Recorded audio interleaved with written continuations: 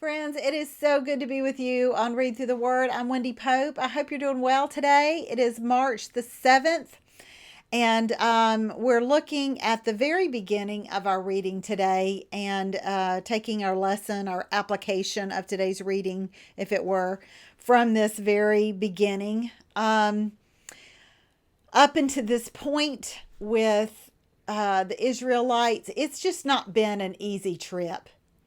It's just been one little thing after another. It's been grumbling. It's been complaining. It's been just an attitude of ingratitude, idolatry, the making of golden image, and that whole fiasco.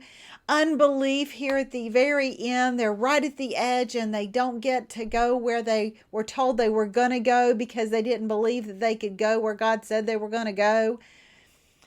And it's just been like rolling a cart with square wheels. It's just hard. And God was very clear in what he asked them to do in Exodus 34. And honestly, what did God want from them? He wanted obedience. He wanted intimacy with them. He had them build a tabernacle so he could dwell with them. He wanted intimacy with them, relationship with them. He wanted to cleanse them of their sin. All he asked for in return is obedience, and don't put any other gods in front of me. I'm trustworthy. I've made this huge commitment, this promise, and I am faithful to you. And at every turn, it seems that every opportunity they had, they turn their back on God. And right after this whole situation with Balaam and Balak, it's one commentary said this: what an enemy could never accomplish against Israel, because God took over Balaam and would not let him curse. So what an enemy could never accomplish against Israel, Israel did it to itself through disobedience. And the same principle works among the people of God today. God is always on the defense for us, always fighting for us. Always Jesus is interceding for us, Scripture says. Always batting down the enemy, protecting us, providing for us. And what the enemy can't do, we often do to ourselves through our disobedience and our unbelief. What did they do the first chance that they got? They allowed themselves to be seduced by the women, the Moabite women, and worship the god of Peor, Baal of Peor. I just put the definition there of seduce so that we all know exactly what it means here. It's led astray, it's to win over, it's to attract, it's to entice. And in this way, Israel joined in the worship of Baal of Peor, causing the Lord's anger to blaze against them. I couldn't help but say, Lord, in what way have I joined in the worship of another God that has angered you? It's a hard question to ask ourselves, but it's one that we need to ask ourselves. We need to be cleansing ourselves of this. We don't need to be hiding our idol under our saddlebag like Leah did, or burying it under our tent. No. God, you've done so much for me. I don't want to put anybody or anything in front of you. In what ways have I turned against you to another God? The mightiest attack of Satan against us can never do as much damage as our own sin and rebellion against the Lord. That's David Uzick. Oh my goodness, how true is that? We think the enemy is so damaging to us, but you know what? We are often our own worst enemy.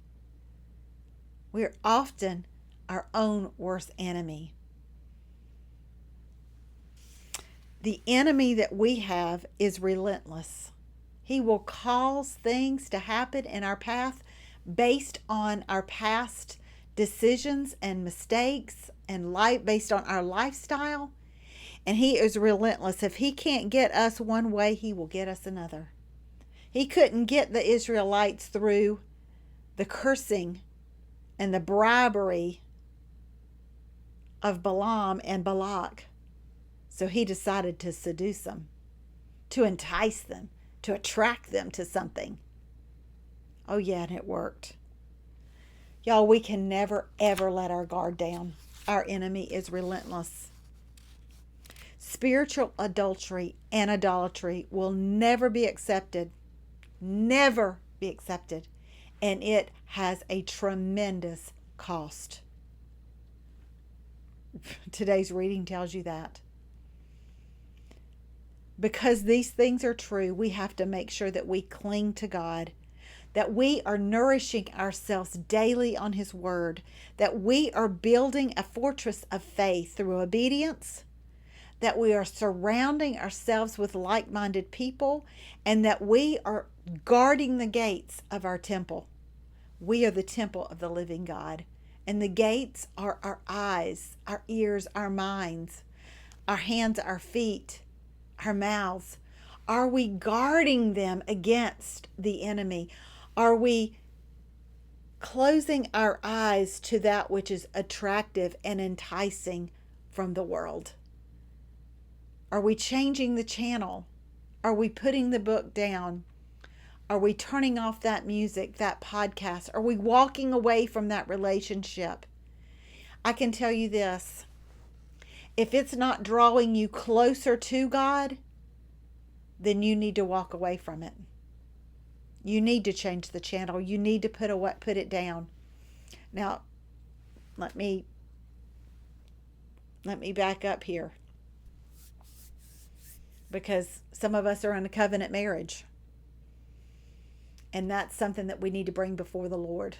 So I'm not telling anybody, you know what, if your husband or your wife's not saved, you walk out and leave. No, you've entered in a covenant there, and that's a different set of circumstances that we would be able to talk about on another day.